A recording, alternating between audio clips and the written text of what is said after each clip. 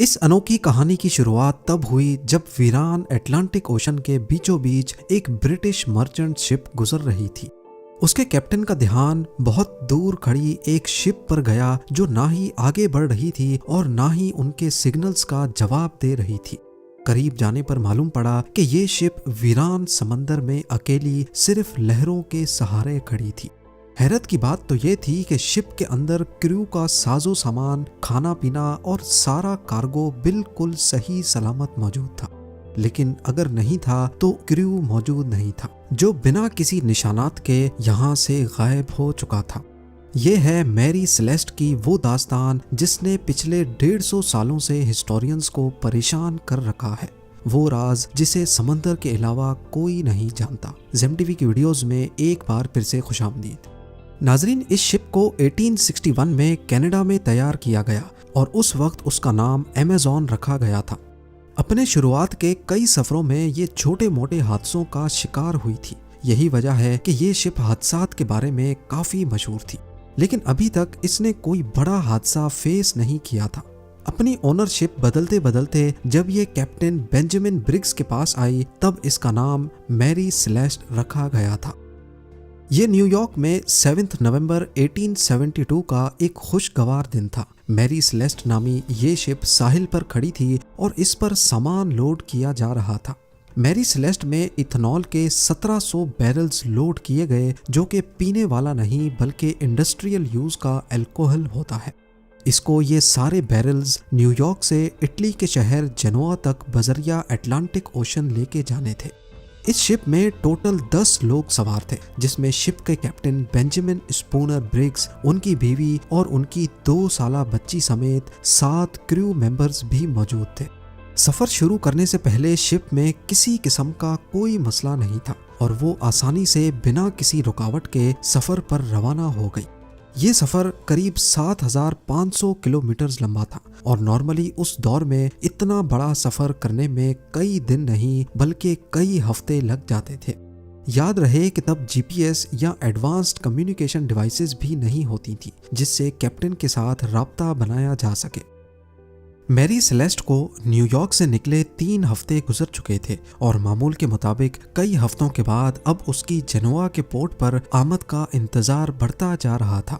लेकिन इतने वक्त के बाद भी मैरी सेलेस्ट का कोई अता पता नहीं था। यहाँ तक कि मैरी सेलेस्ट के बाद न्यूयॉर्क से निकली दूसरी शिप्स अब जेनोआ तक पहुँचना शुरू हो गई। अब परेशानी बढ़ती जा रही थी कि आखिर मैरी सेलेस्ट इतने हफ्ते गुजर जाने के बाद भी मंजिल पर क्यों नहीं पहुंच पाई। मैरी सेलेस्ट के रवाना होने के 10 दिन बाद एक और ब्रिटिश शिप को भी न्यूयॉर्क से निकलकर इसी रूट से होते हुए जिब्राल्टर तक जाना था। ये डिग्राटिया नामी एक ब्रिटिश मर्चेंट शिप थी जो कई हफ्तों के बाद 4 दिसंबर 1872 को एजोर्स आइलैंड के करीब पहुंची थी। ये समंदर का वो हिस्सा है जहां नीले आसमान और समंदर के अलावा कुछ दिखाई नहीं देता। वहां शिप के कैप्टन को बहुत दूर समंदर में एक शिप खड़ी दिखाई दी। कैप्टन ने नोटिस किया कि वो शिप पानी पर आगे नहीं बढ़ रही बल्कि सिर्फ एक ही जगह पर खड़ी है।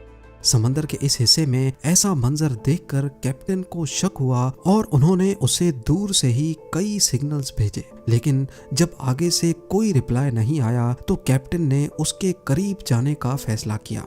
करीब पहुंचने पर मालूम पड़ा कि ये कोई और नहीं बल्कि कैप्टन के ही दोस्त की मैरी सेलेस्ट नामी शिप थी, जिसको न्यूयॉर्क से निकले अब पूरा 1 महीना गुजर चुका था। मैरी सेलेस्ट जिब्राल्टर से 1800 किलोमीटर दूर अटलांटिक ओशन में तन्हा खड़ी हुई दिखाई दी। उसमें किसी किस्म की कोई हरकत नहीं थी। डिग्राटिया के कैप्टन ने अपने क्रू मेंबर्स को मैरी सेलेस्ट में भेजा, जहां वो सब ये देखकर हैरान रह गए कि शिप पर कोई भी मौजूद नहीं है। 1 महीने पहले जो न्यूयॉर्क से 10 लोगों के साथ निकली थी, वो सारे लोग आखिर समंदर के बीचों बीच कहां गायब हो गए। यही सवाल अब डिग्रेटिया के कैप्टन को भी खाए जा रहा था। पहले तो उनको लगा कि शायद शिप पर कोई हादसा हुआ है, लेकिन जब उन्होंने मैरी सेलेस्ट का जायजा लिया तो पूरी शिप बिल्कुल सही सलामत मौजूद थी। कैप्टन और उनकी फैमिली का सारा सामान और क्रू मेंबर्स के कपड़े तक भी बिल्कुल अनटच्ड हालत में मौजूद थे। ना सिर्फ इतना, बल्कि जो गुड्स लेकर वो जनोआ तक जा रहे थे वो भी बिल्कुल सही सलामत पड़े थे।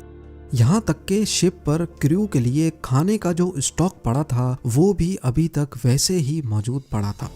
थोड़ा और जांच पड़ताल के बाद कैप्टन के रूम से एक लॉग बुक मिली। ये लॉग बुक पहले शिप कैप्टन्स अपने पास रखते थे, जिसमें शिप की मेंटेनेंस और इश्यूज के बारे में लिखा जाता था। उस लॉग बुक में मैरी सेलेस्ट के कैप्टन ने आखिरी एंट्री 25 नवंबर की सुबह 8 बजे की थी, यानी जिस दिन ये शिप इस हालत में पाई गई थी उससे भी 10 दिन पहले। इसका मतलब था कि करीब 10 दिनों से ये शिप वीरान अटलांटिक ओशन में खड़ी थी। डे ग्रेटिया के कैप्टन ये सारा माजरा देख तो रहे थे, लेकिन उनको कुछ समझ नहीं आ रहा था। इतने में उनकी नज़र लाइफ बोट वाले सेक्शन पर पड़ी तो वहां उनको लाइफ बोट नजर नहीं आई। इसका सिर्फ एक ही मतलब हो सकता था कि जरूर शिप पर कुछ हुआ था और सब लोग अपनी जान बचाकर लाइफ बोट में कहीं भागे हैं। कैप्टन के केबिन में नेविगेशन के इंस्ट्रूमेंट्स भी मिसिंग थे और उनके बेड के नीचे एक तलवार अपने कवर में बंद पड़ी हुई पाई गई, जो इस बात की निशानी है कि शिप पर किसी किस्म का हमला नहीं हुआ, वरना तलवार अपने कवर से बाहर होती या फिर वहां मौजूद ही नहीं होती। लॉग बुक के अलावा दूसरे तमाम डॉक्यूमेंट्स भी वहीं मौजूद थे। एक और चीज नोटिस की गई कि शिप का केबिन हर जगह से गीला था और कई जगहों पर 1.5-2 फुट पानी भी खड़ा था, लेकिन ये इतना नहीं था जो इस साइज की शिप को नुकसान पहुंचा सके। यहाँ आपको बताते चलें कि इंटरनेशनल सैल्वेज लॉ के मुताबिक अगर कोई भी किसी शिप को रेस्क्यू करेगा तो उसको शिप की वैल्यू के हिसाब से रिवॉर्ड दिया जाएगा।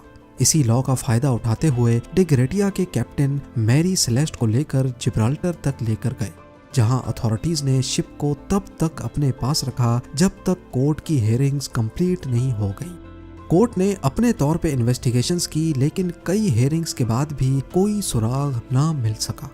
कोर्ट हेयरिंग्स भी जब इस मामले को सुलझा ना सकी तो लोगों ने तरह तरह की बातें बनाना शुरू कर दी। कुछ ने कहा कि आसमानी मखलूक मैरी सेलेस्ट के क्रू को ले उड़ी, तो कई ने कहा कि समंदर की कोई बला ने इन पर हमला कर दिया होगा। इन सब मनगढ़ंत बातों में एक बात सच्ची थी कि मैरी सेलेस्ट जब से बनी थी उसके साथ तब से हादसात होते आ रहे हैं। एक बार ये दूसरी शिप से टकराई, लेकिन मामूली टक्कर के बावजूद भी वो शिप डूब गई। फिर मैरी सेलेस्ट को जब रिपेयर के लिए पोर्ट पर लाया गया तो रिपेयर से पहले ही पोर्ट पर खुद ब खुद आग लग गई, और एक मर्तबा तो सफर पे रवानगी से पहले ही इसके कैप्टन की अचानक तबीयत खराब हुई और वो चल बसा। इन सब बातों की वजह से ही अब ऐसा माना जाने लगा कि शायद मैरी सेलेस्ट पर जिनों और आत्माओं का राज है, जिसकी वजह से ये लेटेस्ट हादसा हुआ है। और तब से लेकर मैरी सेलेस्ट को गोस्ट शिप का टाइटल भी दिया जाने लगा। पर असल में उस दिन हुआ क्या था, इसके बारे में कुछ थ्योरीज हैं जिन पर एक एक करके नजर डालते हैं। सबसे पहली थ्योरी गद्दारी के बारे में है। कई लोगों का मानना है कि डे ग्रेटिया के कैप्टन ने ही मैरी सेलेस्ट के सारे क्रू मेंबर्स को मारकर सैल्वेज लॉ का रिवॉर्ड पाने के लिए ये सारा ड्रामा रचा है।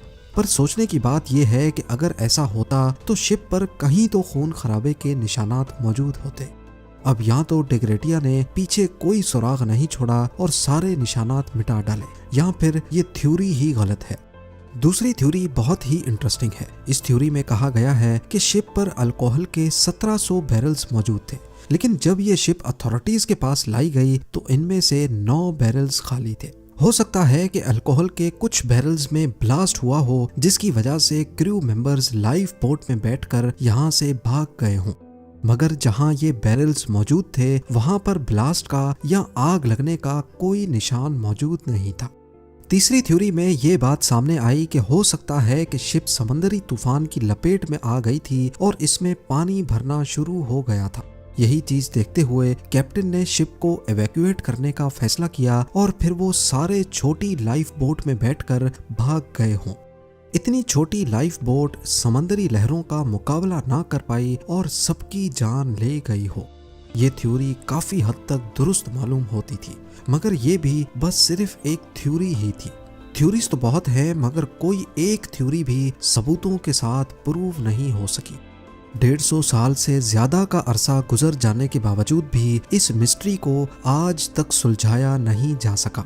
मैरी सेलेस्ट के साथ क्या हुआ था, किन हालात में कैप्टन ने शिप को छोड़ा और फिर वो सब कहाँ चले गए, ये राज भी शायद कैप्टन बेंजामिन ब्रिग्स के साथ ही चला गया। उम्मीद है जेम टीवी की ये वीडियो भी आप लोग भरपूर लाइक और शेयर करेंगे। आप लोगों के प्यार भरे कमेंट्स का बेहद शुक्रिया। मिलते हैं अगली शानदार वीडियो में।